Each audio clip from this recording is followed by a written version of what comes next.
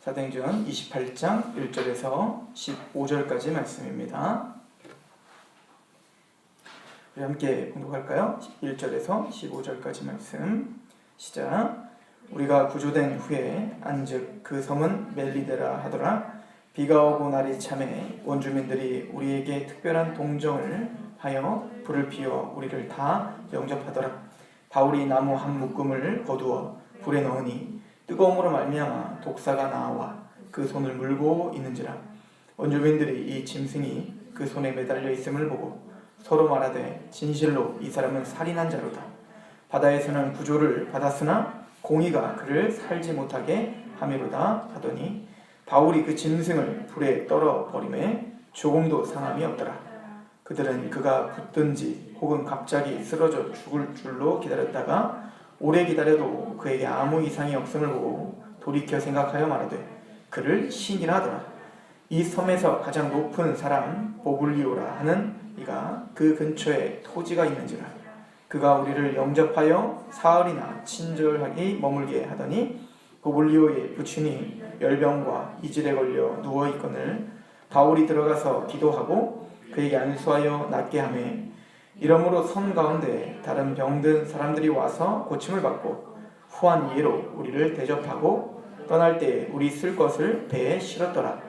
석 달 후에 우리가 그 섬에서 겨울을 난 알렉산드리아 배를 타고 떠나니 그 배의 머리 장식은 디오스그로라 수라부사에 대고 사흘을 있다가 거기서 둘러가서 레기온에 이르러 하루를 지낸 후 남풍이 일어났으므로 이튿날 보디올에 이르러 거기서 형제들을 만나 그들의 청함을 받아 이레를 함께 머무니라. 그래서 우리는 이와 같이 로마로 가니라. 그곳 형제들이 우리 소식을 듣고 아비오 광장과 트레이스 타네르네르까지 맞으러 오니 바울이 그들을 보고 하나님께 감사하고 담대한 마음을 얻으니라. 아멘. 이제 사도행전도 이제 마무리를 져가는 시기네요. 사도 바울이 이제 가이사에게 상소를 했기 때문에 이제 로마로 압송되고 오늘 말씀은 로마까지 이제 당도하는 이야기입니다. 우리가 지난주에 상고했듯이 잠깐 이제 풍랑을 만났다고 했죠. 그래서 하나님의 은혜로 또 하나님의 계시를 주셔서 사도 바울은 살아났습니다. 그래서 아마 근데 이제 난파가 됐기 때문에 이제 어쨌든 육지로 이제 어떻게 하나님의 은혜로 올라가게 돼서 도대체 여기가 어딘가 봤더니 멜리데 섬이라 이렇게 표현하고 있습니다. 근데 멜리데 섬에 갔더니 이제 비가 오고 날이 참에 원주민들이 그들을 동정하여 불을 피워주고 원주민들이 이제 난파된 사람들이 한 300명 가까운 사람들이 막 이렇게 오니까 그 사람들을 위해서 불도 펴주고 아마 잘 해줬던 것 같습니다. 자, 그런데 이제 문제가 하나 생겼는데 이 사도 바울이 아마 이제 따뜻하게 불을 지피는데 그 뱀이 아마 그 나무에 같이 있었던 것 같습니다. 근데 사도 바울이 그 나무 묶음을 딱 들어가지고 던지려고 했는데 뱀이 사도 바울을 물은 거죠. 독사가 물은 겁니다. 그러니까 딱 들었더니 이제 뱀이 딱 물고 있는 거예요. 자, 이걸 봤던 이제 그 원주민들, 이 멜리데 섬의 원주민들은 4절에 보면 이렇게 이야기를 하죠. 원주민들이 이 짐승이 그 손에 매달려 있음을 보고 서로 말하되 진실로 이 사람은 살인자는 자로다. 바다에서는 구조를 받았으나 공의가 그를 살지 못하게 함이로다 하더니. 만약에 바울이 딱 죽어버리면 이제 바울은 그냥 살인자로 영원히 기억 남는 겁니다. 그러니까 바울이 도대체 누구고 왜 이곳에 왔고 왜 난파를 당했는데 난파선에서 많은 사람들이 바울 때문에 또 살은 거잖아요. 그런 이야기도 좀 들어볼 만한데 지금 현상만 보고 있는 거죠. 사도 바울이 뱀에 물렸다. 이 얘기는 독사에 물렸다. 이제 죽을 거다. 이 얘기는 뭐죠? 재앙이 닥쳤다. 재앙이 닥쳤다는 건 이 사람이 뭔가 죄가 있는 거다. 근데 지금 이 배는 지금 뭔가 그 죄수들을 끌고 오는 배였기 때문에 아마 살인죄다. 왜냐면 그 수많은 죄수들 중에 이 특별히 바울이 딱 독사라 불리니까 아주 죄수 중에 악질인가 보다. 살인자인가 보다. 이렇게 결론을 내린 거죠. 그랬더니 이제 한참이 지나도 바울은 죽지 않죠. 그래서 이제 이 사람들은 바울이 물렸으니까 이제 죽겠구나. 이제 독이 퍼져 죽겠구나 쳐다봤더니 안 죽는 거예요. 자, 그랬더니 갑자기 얘네들이 마음이 확 변해서 또 뭐라고 하냐면 6절에 보니까 그들은 그가 붙든지 혹은 갑자기 쓰러져 죽은 줄로 기다렸다가 오래 기다려도 그에게 아무 이상이 없음을 보고 돌이켜 생각하여 말하되 그를 신이라. 굉장히 극단적이죠. 그러니까 이 사람들의 지금 사고체계는 굉장히 극단적인 사고체계를 갖고 있는 거예요. 그러니까 뭔가 재앙이 오면 저주. 근데 지금 죽지 않고 뭔가 신기한 현상과 자기가 표현할 수 없는 어떤 현상이 일어나니까 바로 신처럼 떠받들죠. 근데 이게 멜리데 섬의 어떤 원주민들, 그러니까 무식하고 배우지 못한 사람들이기 때문에 이런 현상이 나타났다가 아니라 사실은 우리 인간들에게는 다 이러한 사고체계가 있는 거예요. 우리 21세기에 살고 있는데 우리 모든 무리들은 사실은 이런 선동과 또 보여지는 현상에 대단히 약한 사람들입니다. 교회 안에서도 마찬가지죠. 교회 안에서도 누군가가 재앙을 받거나 누군가 고난에 빠지면 너무 쉽게 우리는 어떻게 하죠? 뭔가 하는 게 잘못했을 거야 라고 쉽게 정지하고 있어요. 이렇게 멜리데 사람들처럼 정직하게 그냥 그 사람은 뭔가 산자다 이렇게 말을 하지 않을 뿐이지 마음에는 뭔가 있을 거야 라고 스스로 정지하고 있더라는 겁니다. 근데 교회 안에서요, 이렇게 또 뭔가 신기한 현상이 일어나면 사도 바울을 신이라고 말을 직접적으로 하진 않지만 속에서는 그 사람 뭔가 영험한 사람이라는 또 생각이 있다고요. 그러니까 이런 어떤 사람의 그 약함을 너무나 잘 아는 교회들은 그것을 이용하려고 하는 사람들이 또 나타나는 거예요. 지도자 중에 그래서 뭔가 내가 영험하고 너희보다 영적으로 더 뛰어나고 해서 모두를 자기를 꼭 신처럼 떠받들게 하려고 하는 목회자들이 등장하게 되는 겁니다. 이것은 기독교뿐만 아니라 모든 종교에서 나타나는 현상이에요. 여러분들 무당을 한번 만나보면 어떤 느낌이 드나요? 안 만나보셨죠? 무당을 보시면 어떤 느낌이 들죠? 굉장히 교만하죠. 모든 세상을 다 꿰뚫고 있는 것처럼 보죠. 일로 와 반말부터 하잖아요. 그 얘기는 뭐냐면 내가 뭔가 영적으로 너보다 훨씬 더 많은 걸 알아 라고 하는 그 압도하는 힘을 보여줘서 그들로 하여금 굴복하게 하려는 거예요. 아무것도 몰라도 어디 아프지? 딱 이러는 거죠.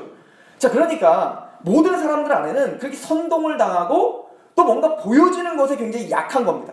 누군가가 힘들면 저건 뭔가 문제가 있을까요? 정죄하기가 쉽고, 또 한편으로는 뭐죠? 뭔가 신기한 걸 보면 내가 할 수 없는 것을 누군가 행하면 그 사람을 정말 신처럼 떠받들고자 하는 그 극단이 우리에게는 있다는 거죠. 그러나 하나님의 백성들은 어떤 현상을 볼 때에 그 현상 앞에 잠잠히 그 현상을 하나님의 말씀으로 정립해야 되는 거야. 실질적으로 이것이 정말 하나님께서 오신 것인가, 아니면 이것이 사탄의 것인가, 아니면 이건 나의 마음인가를 좀 진중하게 봐야 된단 말입니다. 어떤 현상이 막 벌어진다고 해서 그거에 막 같이 흥분하고, 또 어떤 상황 속에서 누군가가 침체되고 누군가가 막 안 좋은 이야기를 했다고 해서 그것 때문에 막 깔아앉고, 이런 어떤 극단의 어떤 그런 감정 기복과 또 어떤 그런 판단은 기독교적이지 않다라고 하는 거죠. 그래서 요한일서에 보면 사도 요한이 그런 얘기를 하죠. 너희는 영을 분별하라는 거예요. 그러니까 무엇인가를 봤다고 해서 그것이 다 하나님의 역사라고 치부하지 말라는 거잖아요.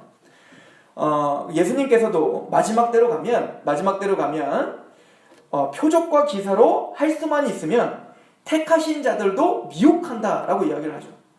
그러니까 사탄은 보여지고 만져지고 감각적이고 그런 거에 우리가 약한 걸 너무 잘 알아서 교회 안에서도 마지막 때로 가면 갈수록 더 강하게 뭔가 보여지고 만져지고 그리고 뭔가 감각적인 것을 만족시켜주는 그런 어떤 이단들이 나타날 것임을 분명히 시사하고 있죠.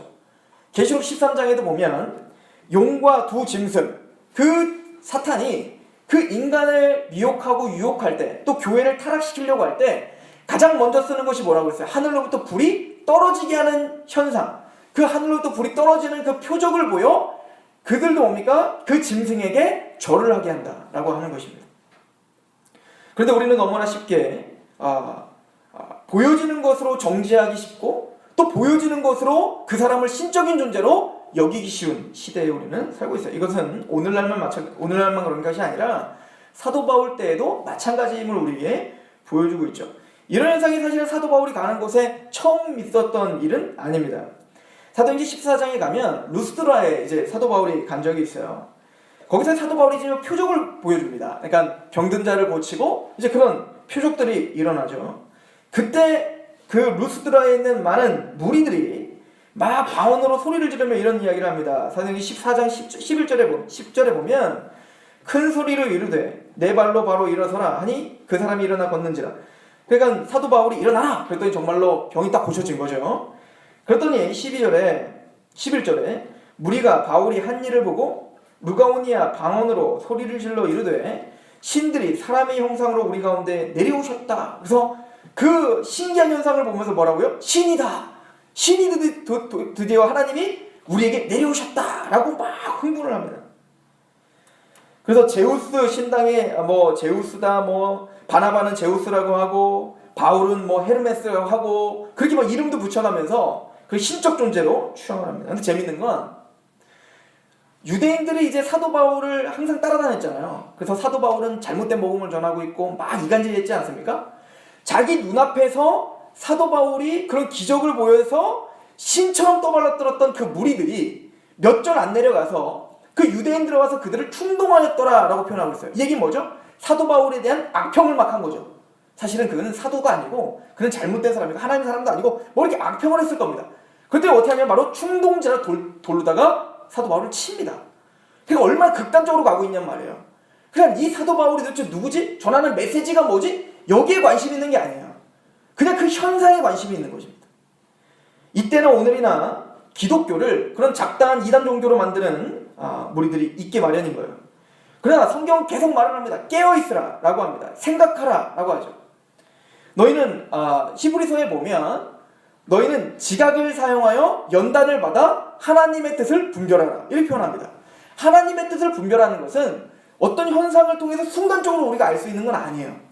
처음에는 지각을 사용해야 되는 겁니다. 지각을 사용해서 정말 이 사람의 말씀이 하나님의 말씀인가? 하나님이 정말 그렇게 말씀하고 있는가? 그래서 사도 바울이 복음을 전할 때 베레아 지역에 갔을 때 사도 바울이 베레아 교회의 성도들을 굉장히 칭찬하는 장면이 있잖아요. 근데 베레아 사람들을 왜 칭찬했죠? 베레아 사람들은 신사적이어서 사도 바울의 말을 진심으로 받아들였어요. 전심으로 받아들이고 성경에서 정말 그러한가 상고했더라. 베레아 사람들이 칭찬받았던 이유는 사도 바울의 말씀을 들었을 때 능력이 있는 거예요. 정말 그것 때문에 감격이 있는 겁니다. 그런데 베레아 사람이 그것 때문에 칭찬받은 게 아니에요. 간절한 마음은 받지만 성경에서 정말 그러한가 확인하는 겁니다. 이 말씀이 정말 성경적인가? 이 말씀이 정말 진리인가? 이 말씀이 정말 이 문맥에서 그 말을 하고 있는 것인가를 진중하게 내 감정은 지금 감격하고 있죠. 그러나 다시 한번 그 감격을 다시 내려놓고 하나님의 말씀 앞에 서는 시간이 따로 있었다는 거예요. 사도 바울이 전했어도 진중하게 이 말씀이 정말 하나님 말씀인가 아닌가를 분별하며 말씀 앞에 서 있으려고 했단 말입니다. 이것이 하나님께서 우리에게 요구하시는 태도인 거예요. 우리는 어떤 현상을 볼 때에 거기에 감격할 수 있죠. 그러나 그 이 감격이 또 이 가르침이 또 이 현상이 과연 하나님의 말씀적인가 그렇지 않은가를 우리는 한번 바라봐야 된다는 것입니다. 그래서 이 멜리데의 섬 사람들은 그렇게 감정이 치는 극단적인, 게다가 이 사람들은 인과응보적인 지금 사고체계를 갖고 있죠. 그래서 사도 바울이 뭔가 뱀에 물렸으니까 이 사람은 살인죄, 그러니까 뭔가 죄가 있으니까 그런 거 아니에요? 그러니까 이 멜리데 사람들뿐만 아니라 그 당시에 유대인들도 마찬가지였어요. 유대인들도 예수님에게 그 유대인 무리들이 와서 물어보잖아요. 어떤 사람이 병이 들으니까 이 사람 병은 도대체 누구 죄 때문에 그렇습니까? 엄마 죄입니까? 부모님 죄입니까? 조상 죄입니까? 근데 주님이 하는 얘기가 뭐죠? 아무 죄도 아니라는 거예요. 왜 너는 죄가 있어야지 병이 든다고 생각하느냐? 왜 뭔가 문제가 있을 때만 고난이 있다고 생각하느냐? 라고 예수님이 물어본 거죠. 하나님의 영광을 보여주기 위한 병이다 라고 이야기를 했습니다. 그러니까 그 당시 유대인들 사고체계도 하나님을 믿는다라고 했던 그 유대인들의 사고체계에서도 뭐죠? 인과응보, 이거 율법주의입니다. 율법주의. 그 율법주의가 팽만하게 뻗어져 있는 거예요. 하나님의 은혜의 교리, 또 하나님의 섭리와 하나님의 지혜를 알기보다는 그냥 본능적으로 인간이 가지고 있는 건 인과응보적인 율법주의를 가지고 태어났고, 또 그 율법주의가 이 멜리데 섬 사람들 그리고 우리들에게는 극단적인 율법주의가 있는 거예요. 그러니까 뭔가 잘 되면 이 사람은 복받은 거고, 뭔가 안 되면 이 사람들은 뭔가 하나님 앞에 저주받은 거고, 쉽게 얘기해서 큰 교회가 되고 뭔가 막 부흥하면 그 사람은 능력의 종이고, 뭔가 계속 작은 교회를 담임하고 있으면 그 사람은 뭔가 하나님이 치시고 계시는 거고, 이런 말도 안 되는 어떤 논리로 교회들을 평가하기 시작하고 목회자를 평가하고 성도를 평가하는 그런 이교도적인 그런 평가 기준들을 가지고 살게 되는 것이죠. 어떻게 멜리데 섬 사람들이 바로 그런 극단적이고 그리고 진중하게 자신을 성찰하거나 상황을 성찰할 수 없는 그런 사고체계를 갖고 있음을 성경은 우리에게 가르쳐주고 있습니다. 그러다 보니 사도 바울은 가는 곳마다 사실은 고통과 고난을 당했던 거죠. 유대인들이 따라다니면서 사도 바울을 해방했던 모습들을 한번 생각해 보세요. 사도 바울이 예루살렘에서 잡혔던 것도 한번 생각해 보십시오. 예루살렘에 잡혔을 때 유대인들이 천부장이나 이 사람들에게 사도 바울을 고소했던 이유가 뭐죠? 사도 바울이 예루살렘을 더럽혔다는 거예요. 성전을 더럽혔다는 거예요. 사실은 사도 바울은 성전에 들어간 일도 없거든요. 그 당시에 헬라 사람들, 그러니까 그 이방인들과 같이 사도 바울에 의해서 회심했던 이방인들과 함께 같이 다닌 건 맞아요. 같이 선교여행을 같이 다녔으니까요. 근데 같이 다녔던 거지 그들은 어떻게 했죠? 그거를 더 확대해서 그 이방인들을 데리고 예루살렘 성전, 이방인은 원래 예루살렘 성전에 못 들어가는데 그들을 데리고 들어갔다는 거예요. 보지도 않았어요. 근데 이미 사도 바울이 전하는 복음이 싫기 때문에 그냥 사도 바울을 매도하고 싶은 겁니다. 그러면 사람들은 또 법정, 이 사내들인 공의회, 제사장이 있는 사내들인 공의회는 오늘날로 말하면 법정이거든요. 법정은 당연히 어떻게 해야 돼요? 진중하게 그것이 사실인가 확인해야 됩니다. 또 사도 바울이 정말로 그렇게 율법을 폄하했는가를 확인해야 된단 말입니다. 그런데 그런 확인 절차 없이 그냥 어떻게 해요? 그 선동에 같이 선동이 되어서 그냥 먼저 돌로 치는 겁니다. 이것이 뭐예요? 그 극단적인 어떤 사고체계. 하나님의 진리를 알고자 하는 마음이 없고 나의 어떤 가치관과 나의 감정을 건드리는 게 그냥 싫은 거예요. 그리고는 말로는 진리를 찾고 있다라고 이야기하는 거죠. 성경은 하나님의 말씀 앞에 서서 자신의 감정을 내려놓고 또 자신의 생각을 내려놓고 말씀 앞에 굴복하는 것, 이것을 우리에게 요구하고 있는 것이죠. 그런데 오늘 말씀을 통해서 배우는 것은 이 멜리데 사람들이 이상한 사람들은 아니에요. 굉장히 따뜻한 사람입니다. 그렇지 않아요? 이 사람들이 무슨 독특하고 못된 사람이라 그런 사고체계를 갖고 있었나요? 아니에요. 지금 이 일이 있기 전에 이미 난파되어서 사람들이 막 몰려오니까 그들을 정말 전심으로 도와주는 착한 사람들입니다. 그런 사람들이지만 그 사고체계를 변화시킬 수는 없었던 거예요. 아마 사도 바울을 만나고 사도 바울이 복음을 전했을 것이고 이 보블리오라고 하는 그 지도자, 이 사람이 사실 누군지 몰라요. 그러니까 우리가 그냥 읽기로는 추장이라고 생각을 하겠지만 또 그렇지 않다라고 또 신학자들은 또 이야기를 해요. 이때 당시에도 이미 멜리데 섬은 그냥 무슨 막 무인도 같은 곳에 막 사람들 막 몇 명 모여 살아가고 막 우가우가 이런 곳이 아니고 이곳은 이미 로마가 주둔하고 있던 곳이었고 문명사회였다고, 그리고 많은 사람들이 살고 있었던 거예요. 지금도 멜리데 섬 이쪽은 굉장히 그 아름다운 섬으로 또 영국이 거기를 군사기지로 사용했을 만큼 군사적 요충지라고 해요. 그러니까 아마 이 보블리오도 그냥 단순히 무슨 원주민의 어떤 그 원주민이라니까 그냥 원래 살았던 사람이니까 원주민이지 무슨 막 추장이고 막 이런 식의 사람들은 아닙니다. 그러니까 문명의 사람들이에요. 그러니까 이런 어떤 지도자일지 정확하게 모르겠지만 아무튼 이 사람이 지금 또 사도 바울에 대한 굉장히 큰 호의를 베풀고 있게 됩니다. 그래서 아마 나중에 이 보블리오는 사도 바울을 통해서 복음을 들었을 것이고, 그리고 이 보블리오를 통해서 아마 그 무리들은 아마 복음을 듣고 또 제대로 된 사고체계로 정립됐을 것이라는 우리는 소망을 갖게 됩니다. 그거는 이제 천국 가봐야 알아요. 자, 그런데 오늘 말씀에서 제가 보고 싶은 건 뭐냐면, 즉 그런 극단적인 사고체계가 사실은 복음을 못 받아들이게 하는 사고체계예요. 하나님의 말씀을 진중하게 바라보지 못하게 하는 사고체계인 거예요. 이거를 우리 스스로가 깨트릴 수가 없어요, 사실은. 그래서 이거는 왜 그러냐면 이 세상신이 믿지 아니하는 자들의 마음을 혼미하게 하고 있단 말이에요. 그래서 에베소 4장에 보면 총명이 어두워지고 무지해졌다라고 이야기하잖아요. 그러니까 총명이 어두워진 거예요. 그러니까 옳고 그름의 판단을 할 수 없게 돼 있어요. 언제부터? 아담이 선악과 따먹은 이후부터는 내가 선악과를 따먹으면 하나님처럼 내가 선악을 잘 분별하는 지혜자가 될 줄 알았는데 하나님은 알았죠. 그렇게 됐을 때 더 멍청해지는 거를. 그런데 그 뱀은 어떻게 한 거예요? 그걸 먹으면 더 선악을 잘 분별할 수 있다고 생각했던 겁니다. 그 후부터는 이제는 선악을 판단할 수 있는 힘이 우리에게는 없는 겁니다. 자, 그런데 그런 상황 속에서 사도 바울은 복음을 전하고 하나님의 말씀을 전하여서 택한 자들을 돌이키게 하는 역사를 한 거예요. 근데 우리가 지금까지 본 것처럼 얼마나 사도 바울의 삶이 힘들고 고됩니까? 사실은 이제 실질적으로 복음을 전해서 핍박당하는 것도 핍박당하는 거지만 지금 사실은 지금 좀 전에 있었던 배에서 난파당한 것도 한번 생각해보세요. 이미 난파당하기 전에도 3번이나 난파당해서 죽을 뻔했다고 기록을 했거든요. 그 정도로 강도의 어떤 위협과 또 죽음 앞에 또 사도 바울 자체가 병마에 시달렸고 그 여러 가지 환경도 끊임없이 어떤 죽음 앞에 몰아치는 그런 상황 속에서 사도 바울도 지치지 않았겠습니까? 너무너무 힘들었지 않았겠냔 말이에요. 그런 고난만 그러나 있었던 것은 아님을 우리는 알 수 있어요. 사도 바울이 그래도 터벅터벅 하나님의 이 사명의 길을 걸을 수 있었던 것은 그 힘든 중에도 하나님의 도우심이 있었다는 겁니다. 하나님의 인도하심이 있었다는 거예요. 하나님의 은혜가 있었기 때문에 사도 바울은 버틸 수 있었던 거예요. 누가 과연 그걸 버틸 수 있겠냔 말입니다. 우리는 사실은 어떤 한순간의 고난은 이길 수 있어요.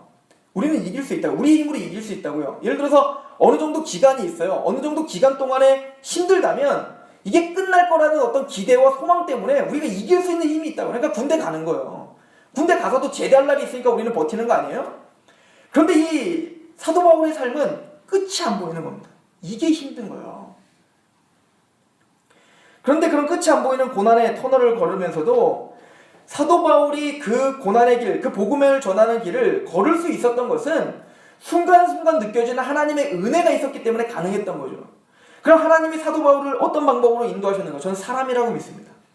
사람을 통해서 하나님을 위로하시고 사람을 통해서 하나님의 역사심을 보여주고 있다고 믿어요.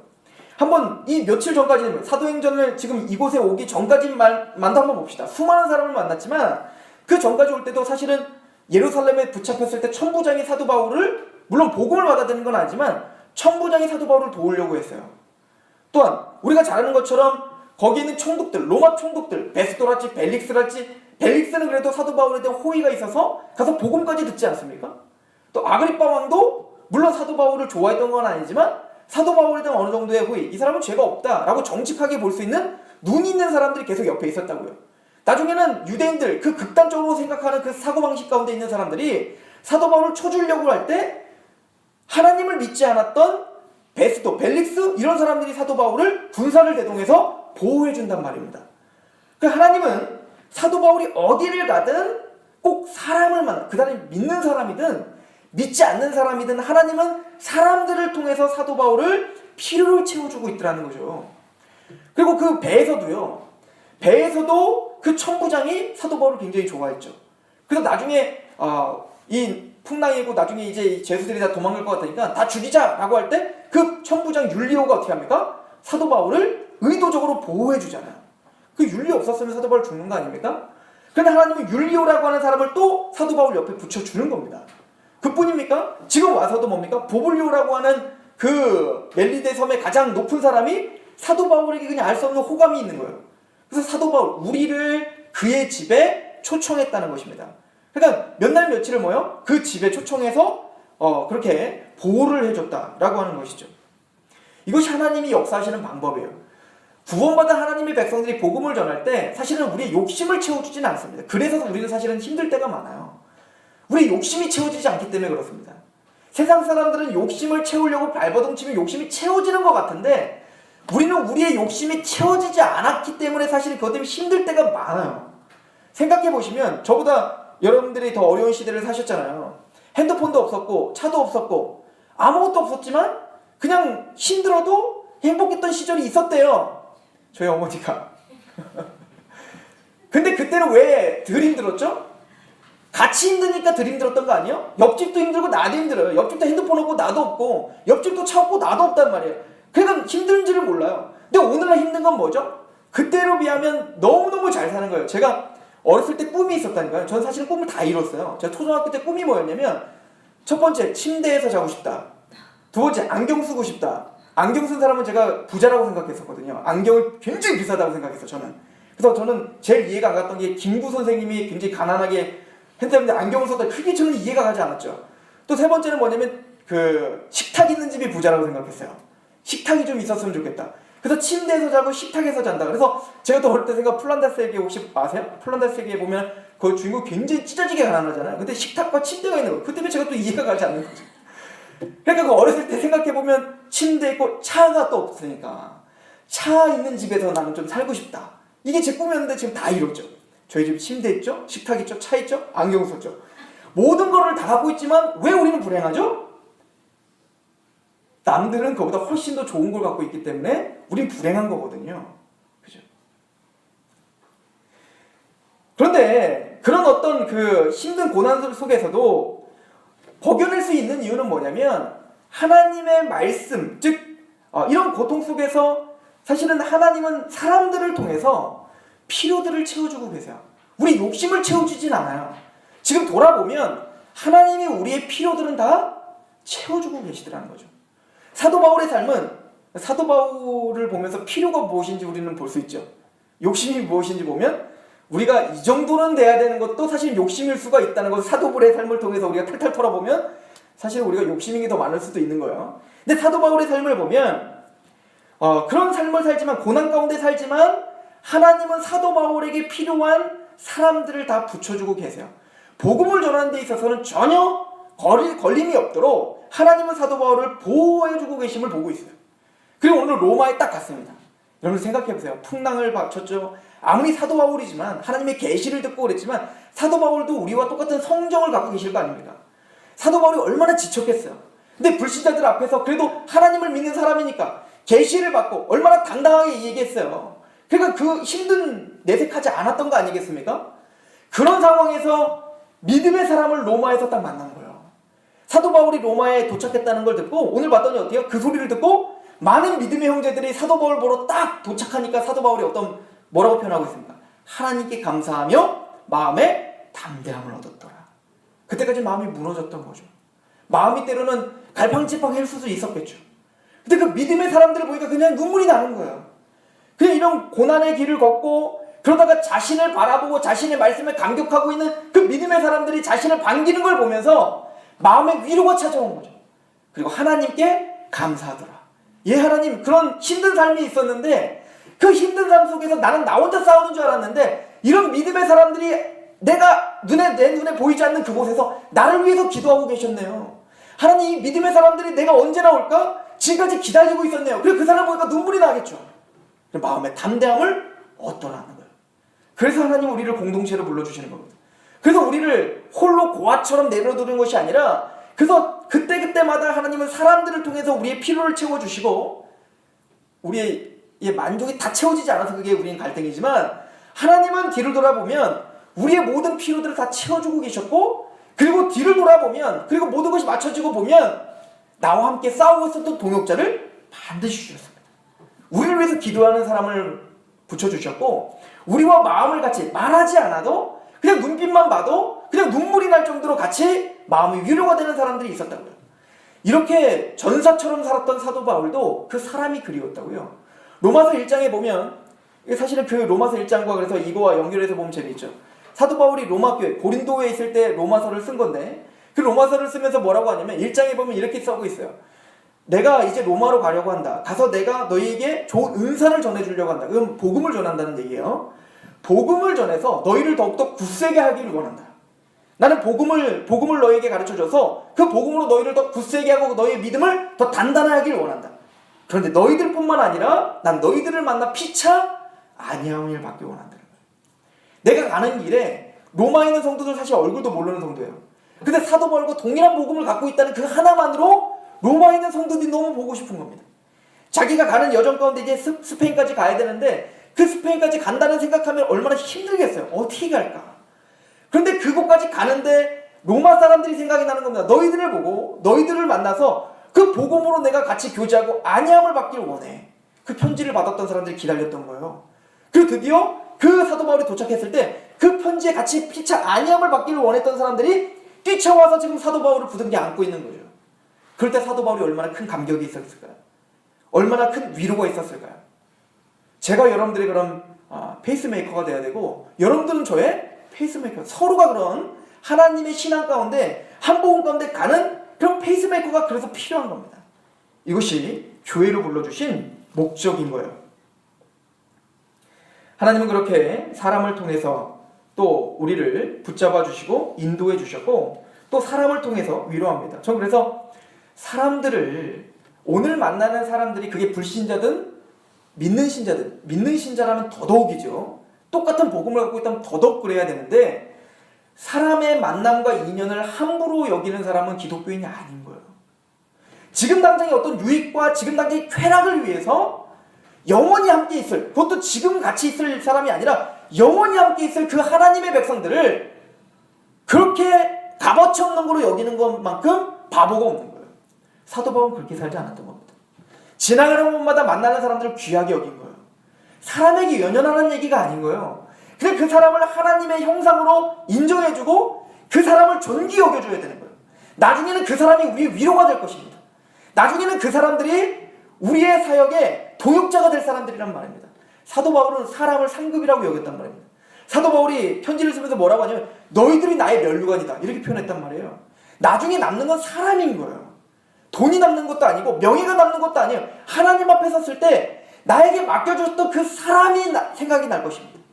하나님 우리에게 물어볼 겁니다. 너 왜 내가 너에게 얼마 맡겼는데 그거 왜 안 불렸어? 너 왜 그 명성과 또 교회 그렇게 크게 안 만들어서? 하나도 물어보지 않을 거예요. 하나님 우리에게 물어볼 건 그 사람 어쨌니를 물어볼 거예요. 사람을 물어볼 거라고요. 사도 바울은 사람을 면류관처럼 여기고 살았단 말입니다. 하나님이 주신 나의 유업이라고 여겼고 하나님이 나에게 주신 면류관으로 여기고 살았다고요. 사도 바울은 그 열매를 따먹고 있는 겁니다.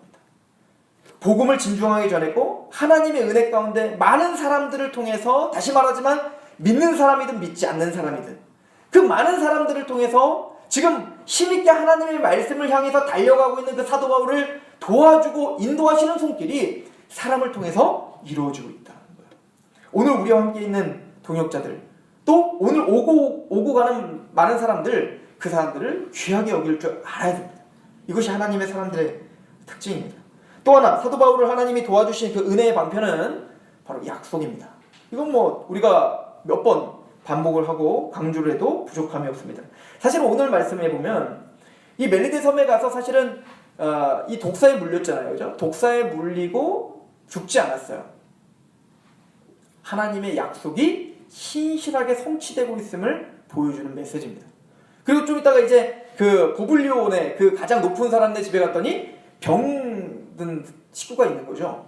그래서 어떻게 했죠? 사도 바울이 고쳐주는 장면이 또 나와 있죠. 한번 가볼까요? 7절에 보면 이 섬에서 가장 높은 사람 보블리오라 하는 이가 그 근처에 토지가 있는지라 그가 우리를 영접하여 사흘이나 친절히 머물게 하더니 보블리오의 부친이 열병과 이질에 걸려 누워있거늘 아마 그 당시 풍토병이었을 겁니다. 이게 아마 전염병이 아마 돌았을 거예요. 이거를 뭐 지중해 열병이라고도 하고 지금도 있다고 해요. 그 지중해 지역에 그런 풍토병들이 열병들이 있다는데 아마 그것일 것이다 라고 이야기들을 하더라고요.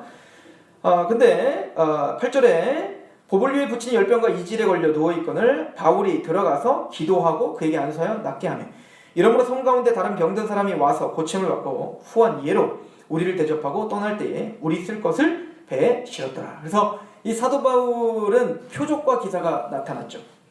사도 바울에게 표적과 기사가 나타났습니다. 게다가 이 사도 바울은 뱀에 물려도 죽지 않았습니다. 그럼 오늘날은 어떨까요?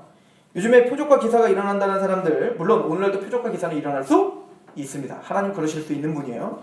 근데 오늘날 말하는 표적과 기사를 일으키신다는 분들을 보면 사기가 많은 것처럼 보입니다. 그러니까 이 당시의 표적과 기사는 정말 눈에 확 띄는 표적과 기사예요. 사도 바울과 이 사도들이 가르쳤던 이 표적과 기사는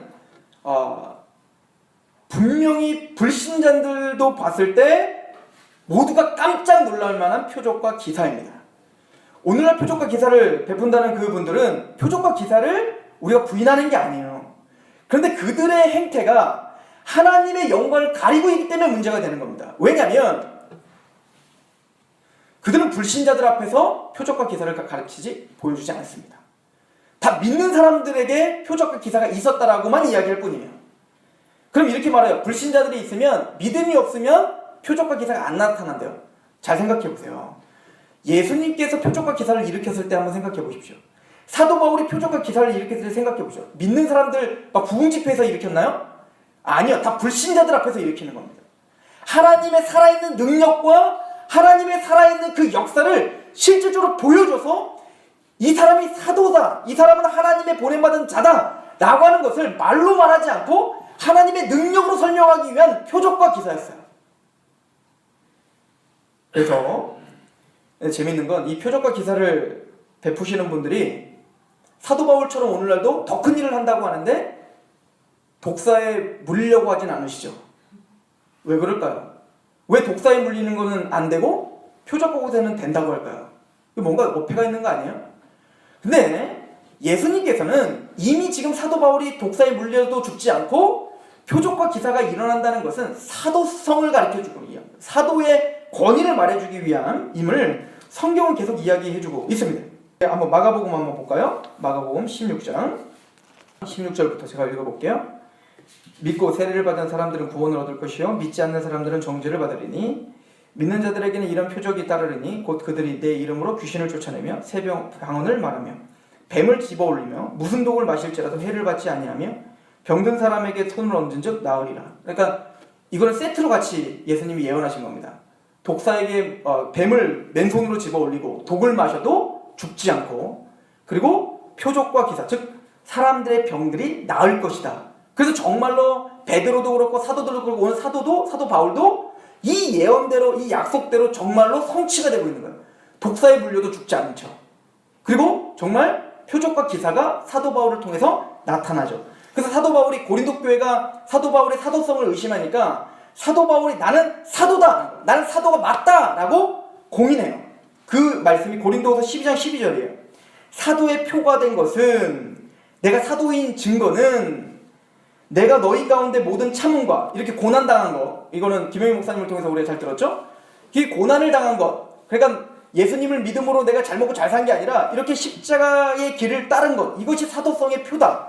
그리고 두 번째 표가 뭐라는 거예요?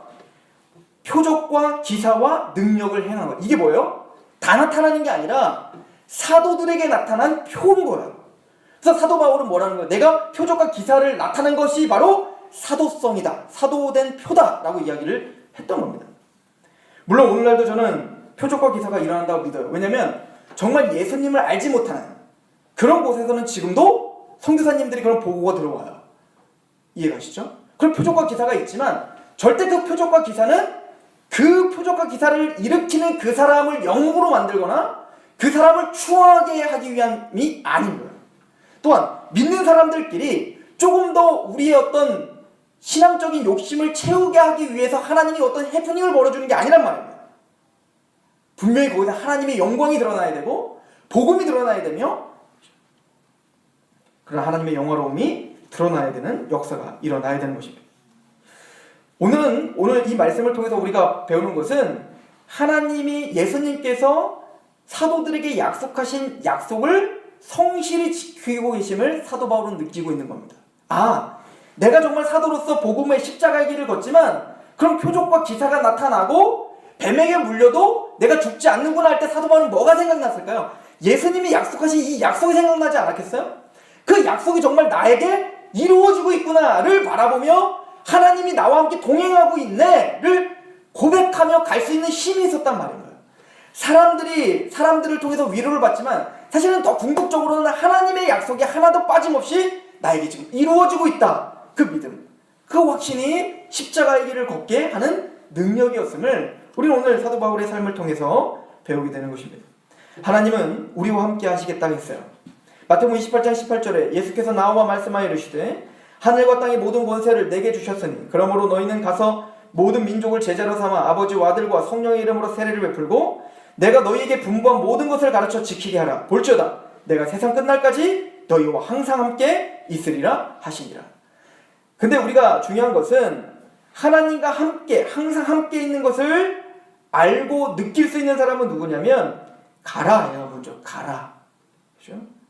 가서 모든 민족으로 제자를 삼아 아버지와 아들과 성령의 이름으로 세례를 베풀고 내가 너에게 분부한 모든 것을 가르쳐 지키게 하라. 볼지어다 내가 너희와 함께 하리라. 우리가 왜 하나님의 함께 하심을 느끼지 못할까요? 안 가기 때문에 그런 겁니다. 그 사명을 따르지 않기 때문에 하나님의 역사가 느껴지지 않는 거겠죠.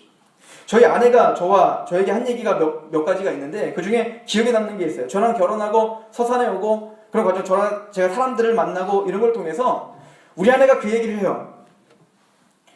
다른 건 모르겠는데 당신을 만나서 제일 기분이 좋고 또 가장 행복한 것은 하나님이 함께하고 있다는 것이 느껴진다는 거죠. 상황을 통해서, 환경을 통해서, 또 우리의 마음가짐을 통해서 그냥 하나님이 아니고서야 할 수 없는 그 일들을 보여주고 계시는 거예요.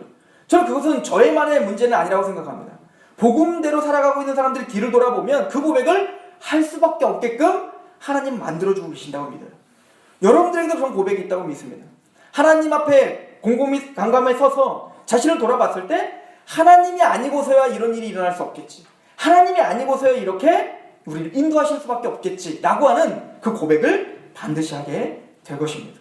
그런 하나님이 함께 하심에 느껴지고 또 사람들을 통해서 하나님의 도우심이 느껴지고 그럴 때 우리는 이 십자가의 길을 걸어갈 수 있는 힘이 있게 되는 것입니다. 이 교회가 또 저와 귀한 성도들이 바로 그런 하나님의 은혜가 우리를 인도하고 계심을 인지하고 그것 때문에 하나님께 감사하고 마음의 담대함을 얻는, 또 서로를 바라보면서 그냥 쳐다보는 것만으로도 하나님께 감사할 수밖에 없고 또 마음에 담대함이 있는 그런 공동체요, 그런 성도의 교제가 있기를 축원합니다. 기도하겠습니다. 하나님 아버지, 너무나 감사합니다. 사도 바울이 걷는 그 길이 때로는 힘들고 낭망이 될 수밖에 없는 길이지만, 그러나 그 길을 담담하게 걸어갈 수 있는 이유가 하나님께서 수많은 사람들을 통해서 하나님의 은혜의 손길을 베풀어 주셨고 또 믿음의 형제들을 통해 또 그 열매들을 통해서 위로하시며 또 서로 마음을 나누게 하셔서 그 길을 힘있게 외롭지 않게 걷게 하셨음을 아버지는 다시 한번 상고해 보았습니다. 또한 사도 바울에게 언약하시고 그 언약을 신실하게 지켜주고 계시는 하나님의 은혜를 발견할 때 사도 바울은 담대했음을 우리는 봅니다. 하나님, 우리의 삶도 하나님의 언약은 신실하게 이루어지고 계시며 또 많은 사람들을 통해 또 믿음의 형제들을 통해 하나님도 오늘 우리와 함께 계심을 고백합니다. 아버지, 우리의 눈이 열어져 아버지 그런 함께 하시는 은혜가 더더욱 많이 느껴지게 하시고 또 그 은혜 때문에 다시 한번 일어날 수 있는 힘이, 하나님께 감사할 수 있는 힘이, 또 우리가 마음을 담대하게 하여 그 피곤한 무릎을 다시 일으킬 수 있는 능력이 되게 하시옵소서. 예수님의 이름으로 감사하며 기도합니다.